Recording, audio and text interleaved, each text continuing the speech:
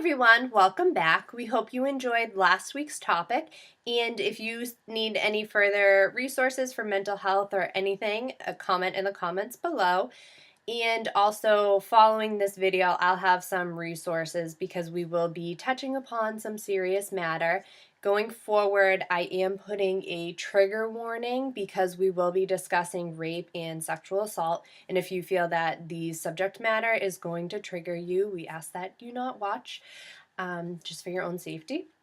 So going forward, we are going to be discussing this week how Chris Brown recently came out and said that he, quote unquote, lost his virginity when he was 8 years old to a 15-year-old girl.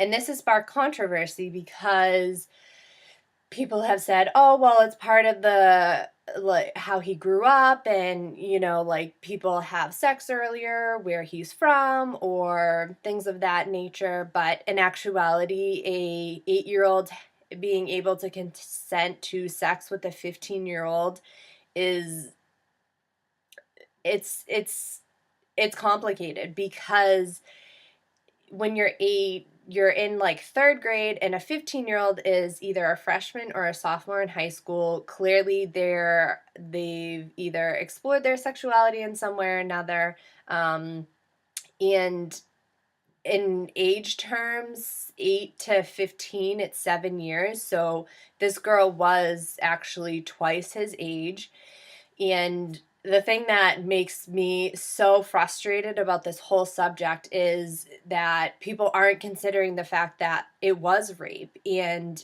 you know, how can we not consider it rape? Because if it was an 8-year-old girl with a 15-year-old boy, it would be considered rape, and it would be a way bigger deal than it actually is. So if you're unfamiliar with rape culture, seeing that we tend to associate it because of the higher levels of rape that are perpetrated against women. For instance, when headlines come out, it says a woman was raped instead of like a man raped a woman, or a woman raped a woman, or someone of a certain gender identity raped a woman, because what it essentially does is it places the victim in a victim blaming culture. And that's part of rape culture, is that we blame the woman. We often question, oh, what was she wearing, or was she asking for it, or was she out too late? And, you know, for all the women who are watching, I don't think that there's probably hasn't been a time when you've stepped out of your house later at night, or you've left a party, or you've left a friend's house, you know, after dark, and you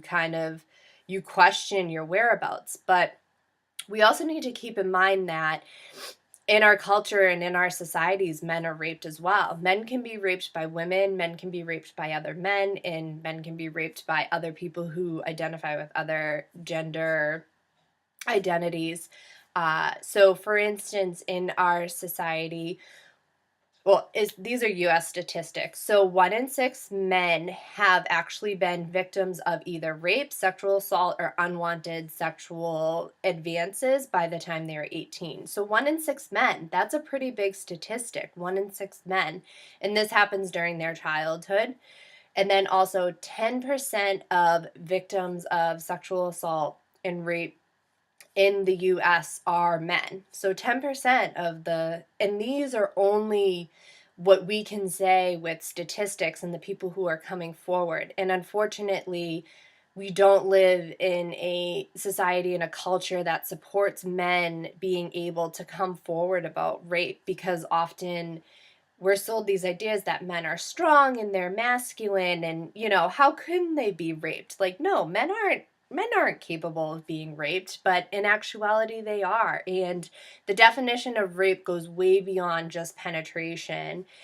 And it just, the conversation, you know, it's been more progressive for women to come forward, but we're at a time where we need to have this conversation so men can come forward and be able to get the resources and get the help. Because all too often, if they do try and go get help, they're often laughed at because they're not taken seriously, because they're like, well, how were you raped? You were the man. Usually the men do the rape. And just all these like ridiculous ideas. And it's so unfortunate. We have some resources below for rape and sexual assault, and also a project for men who are victims. And if you want to find out more information and how we can have this conversation going forward, because these issues, men who have been violated, or men who feel, or men who have been raped, and they're in either same sex relationships, opposite sex relationships, whatever,